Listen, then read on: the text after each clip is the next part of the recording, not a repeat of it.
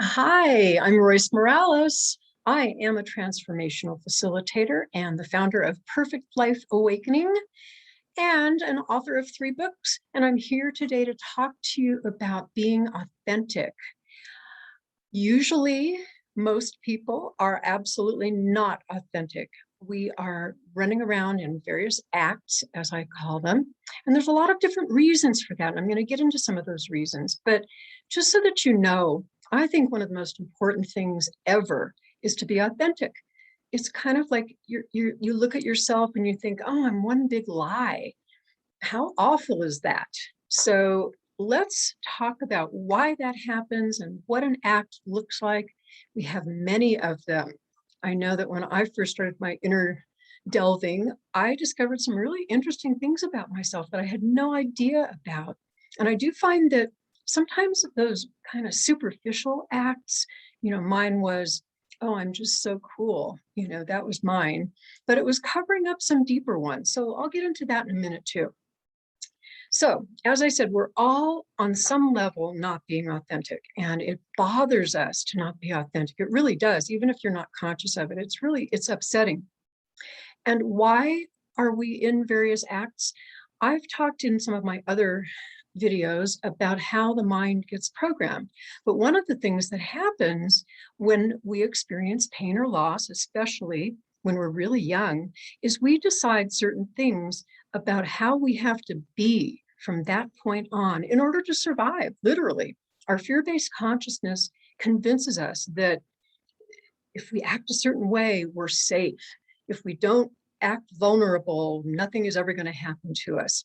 So as you can imagine, those incidents of pain and loss are pretty programming in terms of the rest of our lives. So we have to be a certain way, we have to act a certain way. Sometimes we decide, I better not act this way. So for example, if our sister, our brother is the smart one, they're the smart kid in the family, we might decide, they're getting all kinds of attention for being smart. I better be the dumb one. That sounds like a silly example, but you can kind of substitute various words for that. So those are 2 ways that we get programmed into our acts. There's other ways as well. Something that I always talk about and nobody ever likes to hear, but anytime we do anything that we believe caused pain or loss, I call those incidents fear-based actions because it comes from a fear in us, believing we have to do certain things to stay safe. But anytime we do anything that we define as causing pain or loss, we decide something about how we have to be from that point on. So we don't want anybody to know that we caused pain or loss. So we start, taking on various acts, various inauthentic behaviors to cover all that up and to make sure that nobody knows that we believe we're such a bad, dangerous, horrible person. So in other words, an example would be if I hit somebody, let's say I hit my little sister, I'm 4 years old and I hit her across the face. I can decide something from that incident that I'm a dangerous person. So what do I need to do to make sure that nobody knows that about me? Well, I'll act like I'm so sweet and I'll be taking care of everybody from that point on in my life. As you can see, acts expand. They're not just for the moment. They become who we are. And we're so convinced that that's who we are because they're so deep in us that we don't even realize it. Like I said, it's so subconscious. Now, I was mentioning that acts are about keeping us safe and keeping others safe from us. There's other reasons that we take on acts. A lot of times, our fear-based consciousness is convinced that we wouldn't get love and attention unless we act a certain way. And so, that's a huge reason that we take on an act. We believe that people are going to love us and pay attention to us as long as we're in this act. Another reason that we take on acts is they look as though they can manipulate people. So let's say we want something from our mom, so we have to act really sweet.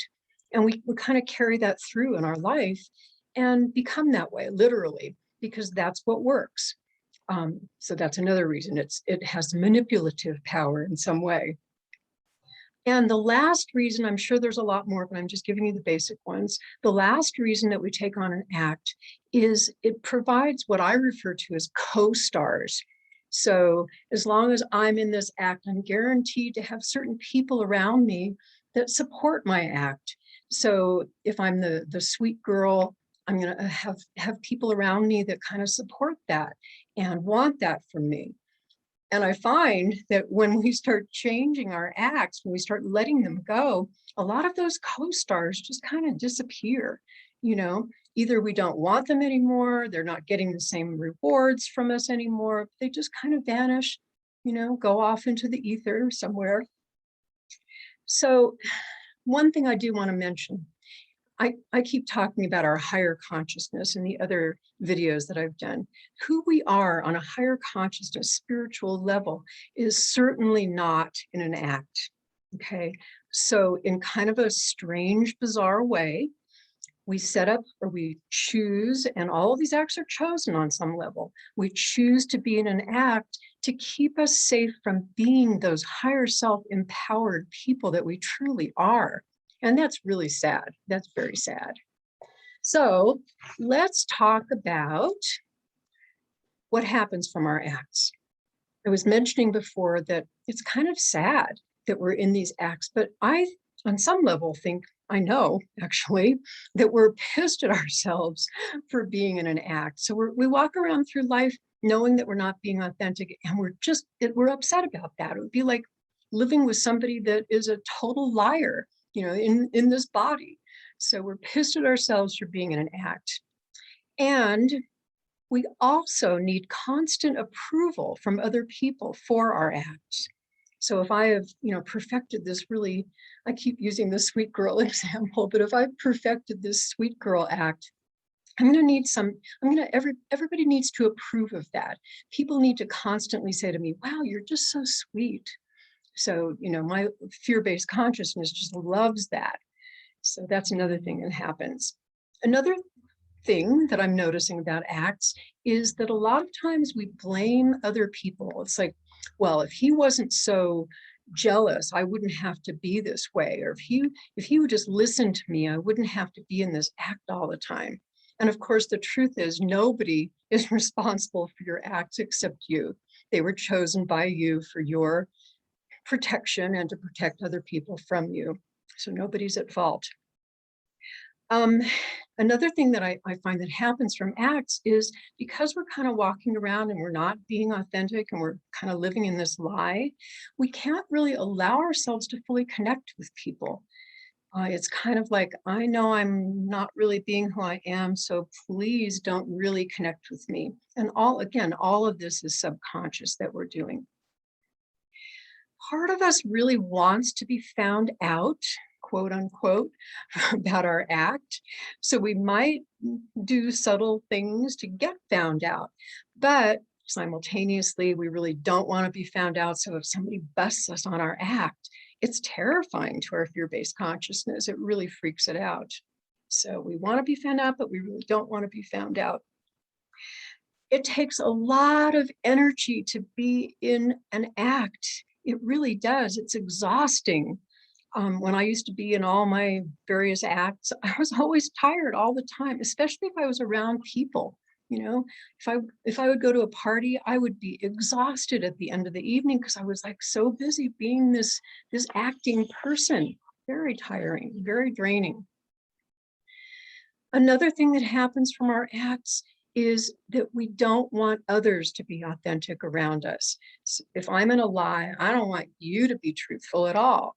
So I might choose people that, again, kind of support my act, but also are equally inauthentic.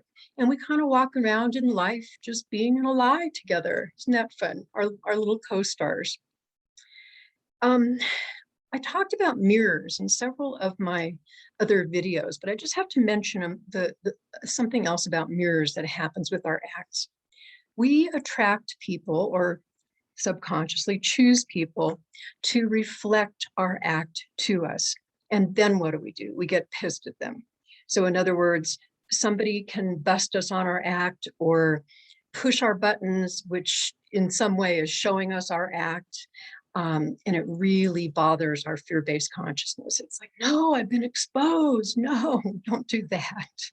So those mirrors are very accurate reflections of our act. And like I said, we don't want to see that at all. Now, another thing that happens, I'm just looking at my notes here because there's so many things.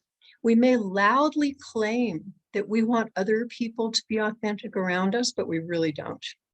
So we might say, gosh, you're just, I really wish you would just be authentic.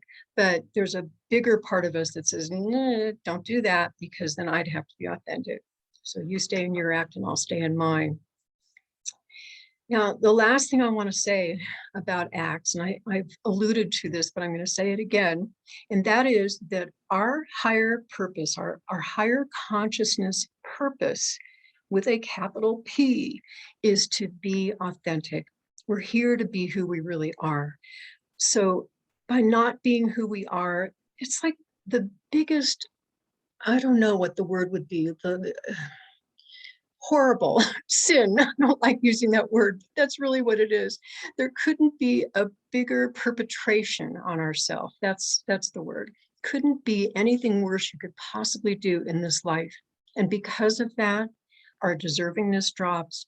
We just don't feel good about ourselves. We don't feel good about life.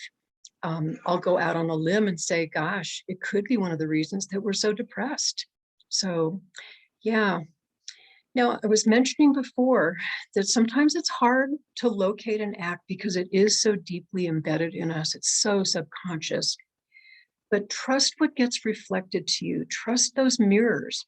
So, if you're finding that you're going through life and people are always pushing your buttons, what they're doing is showing you your acts. They're showing you that you're not being authentic. So trust what's being reflected. A lot of times acts are in layers, like I was saying earlier. There might be a superficial act on the top, and then they go deeper and deeper and deeper. And every time you take a shovelful and you expose an act or recognize it or acknowledge it, which is really all you need to do, sometimes the next one gets exposed. So don't freak out. It's a natural part of the process. It's a good sign that the next one gets exposed. I find that, at least for me and a lot of my students, the one that you are claiming loudly that you're not like is the one that you are undoubtedly like. I've used my mom as an example before in some of these videos, and I'll use her again. My biggest purpose in life before I started awakening was to not be like my mom. She was very judgmental and very cold and very logical and very brilliant woman. But from as far back as I can remember, I knew I did not want to ever be like her. So what I had to confront in my life was the fact that I had covered up all those qualities that I saw that were like hers with acts. So take a look. That person you're yelling about, oh no, I'm not like that. That's the one that you probably are, and you've covered it up. And the beauty of it was that once I started to see that, I could then heal it. I didn't have to be, a walking embodiment of I am not my mother. I could start being who I really was. So it's an amazing thing. Acts are big cover-ups of fear, and I have learned through my life and all the work that I've done, everybody is afraid. Everybody is covering up their fears with acts. So, it's kind of like we're all in this together. So being afraid to let go of an act because, oh my gosh, what would somebody think? They're probably thinking the same thing that you're thinking. So we're all afraid. And what else to say? Oh, yeah, this is a good one. I just saw this in my notes. Often an act is covering up a more higher consciousness level of the same thing. And let me give you a story. I had a student one time that she heard the lecture on acts, and she was just sitting there, and you could just see it was really upsetting her. And she realized in her inner journey that her act was to be the fun girl. That's what she was the best at. She would go to dinner with her friends and she would keep it light, and she would be telling jokes. And if somebody was sad, she would cheer them up. And that was her act.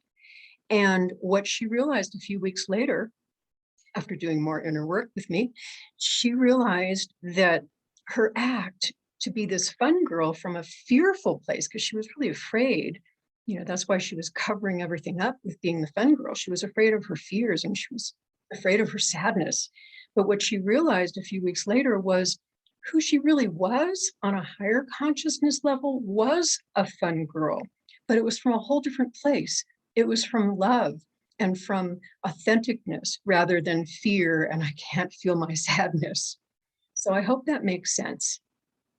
Anyway, that's what I wanted to say about acts. And what else do I want to say about acts? Start to notice them. Really notice those acts. And I find that those superficial ones are really easy because once you see them and once you get in touch with them, it feels horrible to live that way.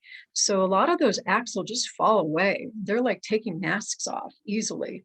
But some of the deeper ones you might need some help with, and I am here, I'm available to work with you to do some inner journey adventuring to discover where those acts source from. Because remember, I said that acts always come from someplace back there that was full of pain and loss, and you decided you had to be that certain way from then on, or you decided you had to keep others safe from you. So those incidents are act programming 101, and I would love to help you take a look at them. I hope you enjoyed this, and if you want more, I have done and I'm doing lots more videos on various topics that I go into in my teachings. Please hit like and follow me, and I look forward to seeing you next time. Royce Morales, www.roycemorales.com. Thanks for being here.